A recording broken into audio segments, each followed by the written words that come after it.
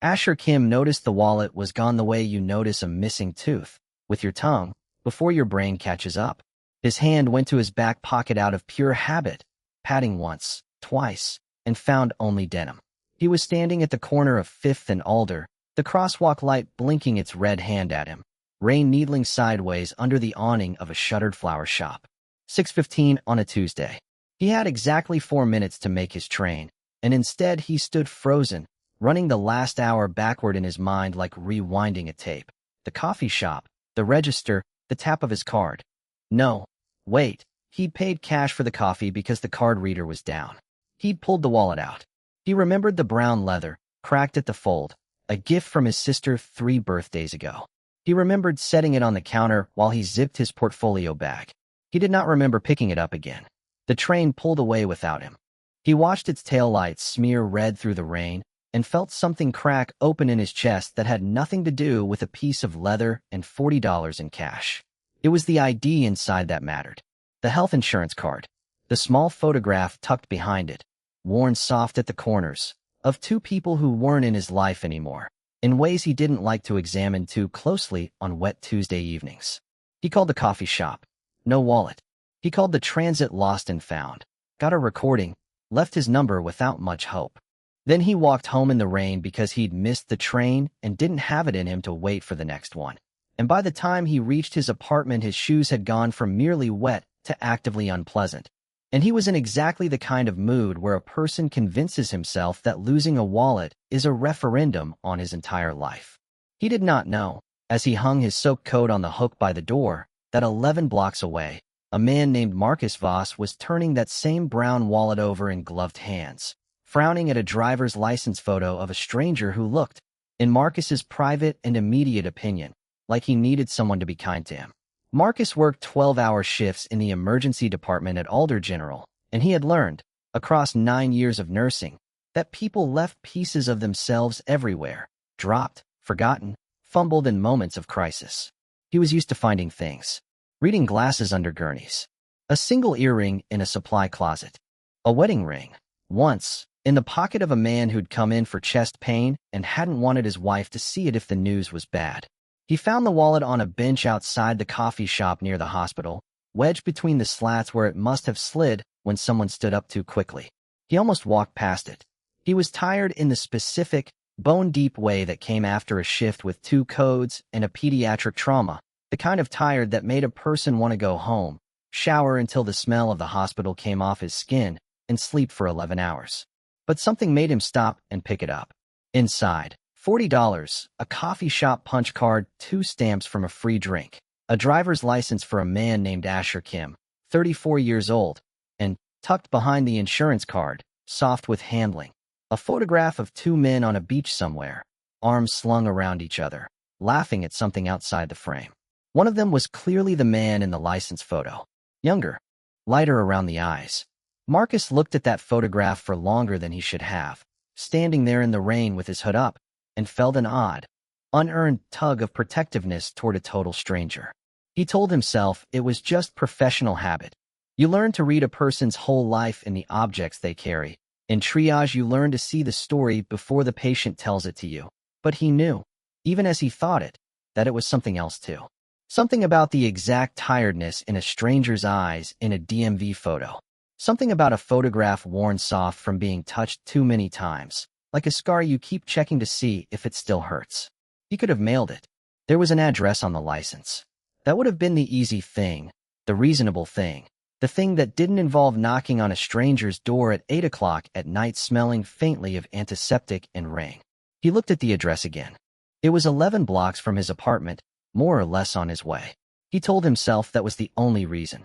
Asher was in sweatpants and a t-shirt with a coffee stain shaped vaguely like Australia when the knock came. He almost didn't answer. It was late for visitors, and he'd spent the evening in the specific self-pitying spiral of a man who has decided the universe is personally inconvenienced by him. But something about the knock was unhurried, patient, not the rapid-fire rhythm of a delivery driver in a hurry to move to the next stop. He opened the door to a stranger. Tall, dark-haired, a few days of stubble, wearing scrubs under an unzipped rain jacket, badge still clipped to his chest pocket like he'd come straight from work and hadn't thought to take it off. He looked exhausted in a way that read less like sleepiness and more like a person who had spent the day holding other people's worst hours in his two hands. "Asher Kim," the stranger said, and when Asher nodded, warily, the man held up a familiar shape between two fingers. Cracked brown leather, the fold worn soft. "Oh my God," Asher said. And then, because his brain had apparently decided that gratitude required immediate follow-up interrogation. "How did you? Where did you?" "Bench outside Rosalind's, near the hospital.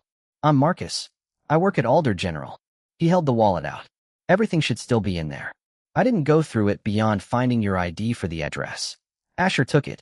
$40, still there. Punch card, still there.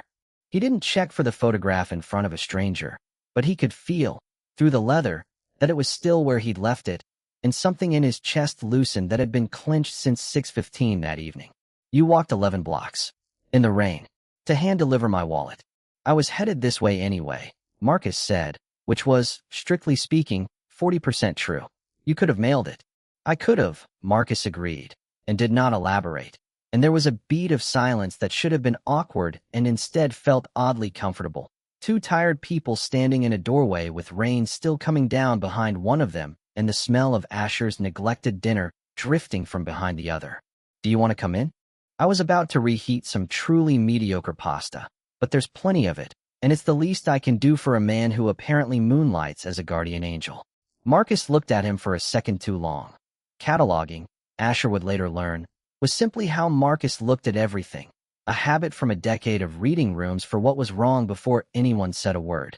And then he smiled, and it changed his whole face, took 10 years of exhaustion off it.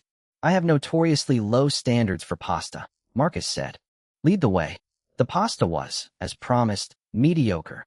Asher had oversalted it in the specific manner of a man cooking while thinking about something else entirely, but neither of them mentioned it. And somehow 2 bowls became 2 hours, became a bottle of wine Asher hadn't planned on opening, became one of those rare conversations that arrives without a map and somehow still finds its way somewhere true.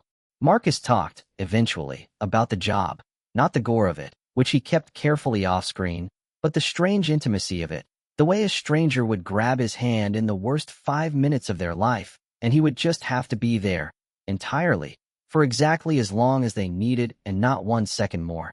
And then the next patient would come in and he'd have to do it again. "Doesn't that wear you down?" Asher asked. "Being that present for people, over and over, and then just letting go?" "It used to," Marcus said, and something moved behind his eyes, quick as a fish beneath water, there and gone. "I got good at the letting go part. Maybe too good." Asher didn't push. He recognized the shape of a door someone wasn't ready to open. He had a few of those himself, and instead asked about easier things. Where Marcus had grown up a small town 2 hours north, apple orchards, a father who still called every Sunday, what he did when he wasn't working badly, according to him, at pottery, a wheel gathering dust in his spare room, whether he'd always wanted to be a nurse, no. He'd wanted to be a marine biologist until he was 19 and a professor told him, not unkindly, that his real gift was for people, not fish. Asher talked about his work too, freelance illustration, book covers mostly. The strange solitary joy of making a living from a room by himself with headphones on. And about his sister, who'd given him the wallet, and who called every week to ask if he was eating vegetables. And, carefully, briefly, about the fact that he'd moved to this city 2 years ago mostly to get some distance from a life that hadn't worked out the way he'd planned. He didn't mention the photograph. Marcus didn't ask. By 11, the wine was gone and the rain outside had softened to a mist, and Marcus stood, a little reluctantly, to go. "Thank you," Asher said at the door, for the wallet. "And the company." Both of those, honestly, in about equal measure. "Anytime," Marcus said, and then, with the particular boldness of a man who has spent a decade learning to say the true thing quickly before the moment closes, "Would it be strange if I wanted there to be a next time? Not because of the wallet. Just, this was nice." Asher's chest did something complicated. "It wouldn't be strange," he said. "I'd like that." What followed was not, Asher would later think, anything like the whirlwind romances he'd half believed in when he was younger. It was slower than that, and stranger, and, he came to understand, better. There was coffee at Rosalind's, the same bench outside where Marcus had found the wallet, which they began, without discussing it, to think of as their bench. There were long walks after Marcus's shifts, Marcus still faintly smelling of the hospital, talking with his hands about nothing in particular until the tension of the day visibly drained out of his shoulders. There was a Tuesday when Asher, on a deadline, absent-mindedly sent Marcus a photo of his half-finished illustration with the caption, "Does this dragon look constipated or determined?" And Marcus's answering laugh-crying voice memo became something Asher listened to twice, alone, smiling at his phone like an idiot. There was, too, a careful mutual avoidance of certain rooms in each other's histories, the kind of rooms both men recognized in each other because they kept similar ones locked in themselves. Marcus noticed, on their fourth or fifth almost date they had agreed, tacitly, not to call them dates yet, though neither of them believed the fiction, that Asher's phone had a lock-screen photo of a golden retriever that had clearly been dead for some years, judging by the graying muzzle in older photos Asher occasionally showed him, and that Asher went quiet, briefly, whenever health insurance or hospitals came up in conversation. A small flinch quickly smoothed over. Asher noticed that Marcus, for all his warmth, kept a careful half-step of distance whenever conversations turned toward forever words, future, someday, what if, as though he'd trained himself not to reach for things he might have to let go of again. Neither of them asked. Not yet. They were both, in their own ways, gathering evidence that this was safe before they'd risk the question. It was Marcus's insistence, gentle and unhurried, that finally opened the door, 3 weeks in, on a night when they'd walked to the pier and sat on the damp railing watching container ships blink their way toward the horizon. "You get a look sometimes," Marcus said, not looking at him, giving him the mercy of not being watched while he decided whether to answer. "When people mention hospitals, or insurance, I'm not asking you to tell me anything. I just want you to know I noticed, and that you don't have to carry it alone if you don't want to."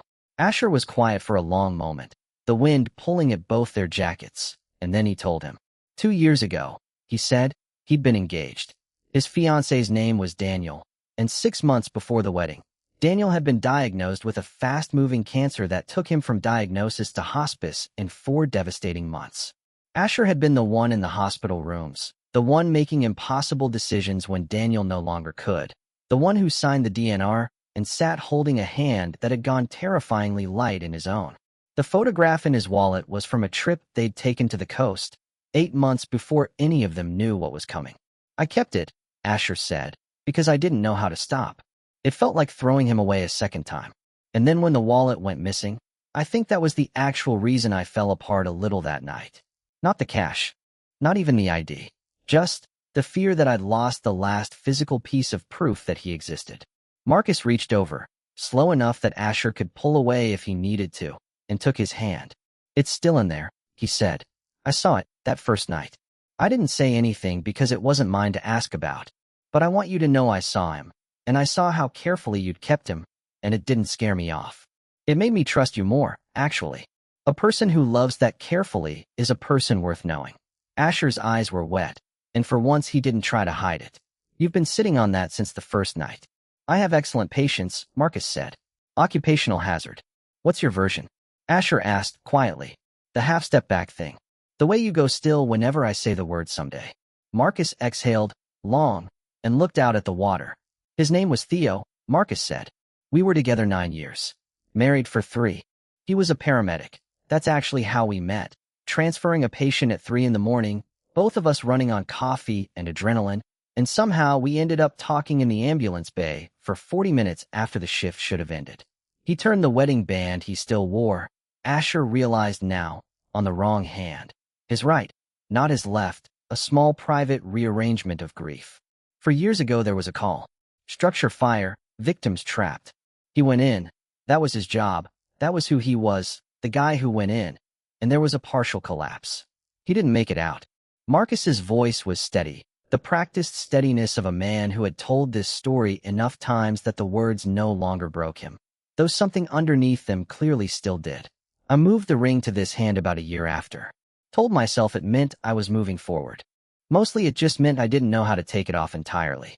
I got very good," he continued, "at being present for exactly the length of a hospital shift, and then going home to an apartment that didn't ask anything of me, and telling myself that was enough. Every time I've felt something like this, like what I feel with you, some part of me starts doing the math on how much it will hurt if I lose it too. It's not that I don't want someday. It's that someday is the word that scares me most in the entire language. Asher didn't say anything for a moment. Then he took Marcus's hand, the one with the ring on the wrong finger, and held it. Simply, the way you'd hold something you intended to keep holding. I'm not going to pretend I can promise you nothing bad will ever happen, Asher said. Nobody can promise that, and Theo's death should have taught you that as brutally as Daniel's taught me. But I don't think the answer is to never reach for someday again. I think the answer is that we reach for it together, and we let it be scary, and we don't let the fear plan the wedding, so to speak. Marcus laughed, wetly, surprised into it. That's a very forward metaphor for week 3. I contain multitudes, Asher said. Also, I panic plan everything. It's a coping mechanism. Ignore me. I don't want to ignore you, Marcus said, and turned to face him fully for the first time all evening. I want the opposite of that, actually. I want to pay very close attention to you, for a long time, if you'll let me. Of course, it wasn't a straight line from there to happily ever after. No true story is, and this one, being the story of two men who'd each already survived one great heartbreak, came with a particular kind of caution that occasionally curdled into fear. It happened 6 weeks later. Marcus had picked up a double shift, exhausted, and canceled on a dinner Asher had spent the afternoon cooking properly this time. Not mediocre pasta, but an actual braise, something with hours in it, a small ridiculous act of love that Marcus didn't know about because Asher hadn't told him, not wanting to make him feel guilty. Marcus, arriving home after 16 hours on his feet, found 4 unanswered texts and a voicemail from Asher, the last text simply reading, "It's fine, don't worry about it," in the specific tone of someone for whom it was very much not fine. He called. Asher, tired and hurt in a way that had less to do with a canceled dinner and everything to do with old wounds reopening at the wrong angle, said something he didn't entirely mean. "I don't need you to be perfect, Marcus. I just need you to not disappear on me the way everyone eventually disappears." There was a silence on the line that lasted long enough to be its own small catastrophe. "That's not fair," Marcus said finally, quiet and stung. "I was keeping someone alive for 16 hours. I didn't disappear. I was working." "I know," Asher said, immediately regretting it, hearing his own words land wrong even as he said them. "I know. I'm sorry. I spent the afternoon cooking something stupid and elaborate, and when you didn't show up some old switch flipped and I panicked and said something I shouldn't have. I need you to understand something," Marcus said, and his voice had the particular gentleness of a man choosing his words with great care. "I am never going to be able to promise you I won't get called away, or that things won't go wrong sometimes, or that I'll always get it right the first time. If that's what you need, I understand, but I can't be that for you. What I can promise is that I will always come back and talk to you about it instead of pulling away, and I need to know you'll do the same instead of pre-deciding I've already left." Asher sat with that for a long moment, the braise going cold on the stove, and recognized, with the particular clarity that sometimes only arrives after you've already made the mistake, that he'd been testing Marcus against a ghost who had never had the chance to fail him, and that wasn't fair to either of them. "I'm sorry," he said again, and meant it fully this time. "Can I feed you the world's most ambitious braise at 11:30 at night, and we can actually talk about this properly, in person? I would genuinely love that," Marcus said, and Asher could hear, even over the phone, that he was smiling. Marcus arrived 40 minutes later, still in scrubs, dark circles under his eyes, and they sat at Asher's small kitchen table over reheated braise at midnight and talked, really talked, about the shape of the fear each of them carried. "I think," Asher said slowly, turning his fork without eating, "that some part of me has been waiting for you to prove you're going to leave, because it's easier to brace for that than to actually believe I get to keep something good this time. And some part of me," Marcus said, "keeps a half step of distance because Theo taught me that the people you love most can be taken in a single terrible afternoon, and if I don't fully let myself have this, it won't hurt as much if it goes wrong. That's a rough way to live." "It is," Marcus agreed. "I'd like to stop." "Me too." "So," Marcus said, reaching for Asher's hand across the table, "here's a genuinely unstrategic, unguarded thing I'm going to say, because I think we both need one of us to say it first. I don't want half a step of distance with you. I want the whole thing. The scary someday word and all of it. I've been in love with you, I think, since roughly the pasta, and I've just been too much of a coward to use that particular sentence out loud. Asher's breath caught. You've been in love with me since the mediocre pasta? It really was very mediocre, Marcus said, and I still think about it constantly, which should tell you everything about the state of my heart. Asher laughed, and it turned, halfway through, into something closer to tears, and he came around the table and knelt beside Marcus's chair, so they were eye to eye. I love you too, he said. I've been circling the words for 2 weeks trying to figure out if it was fair to say them, given everything we're both carrying, but I don't think fairness is the right question.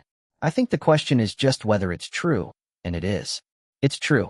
They kissed, there in the small kitchen at midnight, over cooling braise and 2 years and 4 years of separate grief that had somehow, improbably, found its way to the same table. Not erased.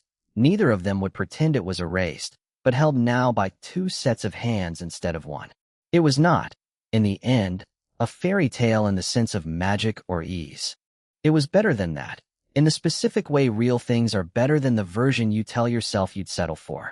6 months later, Asher moved his easel and his headphones and his one truly excellent chair into Marcus's apartment, the one with the dusty pottery wheel in the spare room, which Asher, with some encouragement and considerably more mess, eventually got Marcus to dust off and use again on Sunday mornings, the two of them arguing companionably about whose bowls looked more like actual bowls and whose looked like abstract art. The photograph of Daniel stayed in a small frame on Asher's desk now, no longer folded into a wallet like a secret, but sitting openly in the light, a piece of a life that had shaped him without needing to be hidden. Marcus moved his ring, eventually, to a chain around his neck instead of his finger. Not a forgetting, he explained to Asher one evening, just a making of room, so that the hand he held Asher's hand with could be entirely, currently, gladly his. They kept the bench outside Rosalind's as a kind of anniversary marker, meeting there every year on the date Marcus had first knocked on Asher's door, wallet in hand, rain in his hair. On the 3rd anniversary, Marcus brought a small box instead of coffee and asked Asher, in a voice that shook only slightly, whether he'd be willing to try someday properly this time, not as a fear to manage but as a whole life to build. Asher said yes before Marcus had entirely finished the sentence, which they both agreed, laughing, rather ruined the moment in the best possible way. They were married the following spring, on a rooftop with string lights and Asher's sister crying loudly enough to be heard over the officiant. And Theo's old paramedic partner and Daniel's mother both came, because grief, it turned out, had made room in both their lives for exactly this kind of joy. The kind that doesn't erase what came before it, but simply refuses to let old sorrow be the last word. At the small reception afterward, Asher's sister cornered Marcus by the drinks table and asked him, only half joking, what exactly had possessed him to walk 11 blocks in the rain to hand-deliver a stranger's wallet instead of just dropping it in a mailbox. Marcus thought about it for a moment, watching Asher across the room, laughing at something, lit gold by the string lights, alive and entirely present in a way that still occasionally took Marcus's breath away. Honestly, he said, I think some part of me already knew.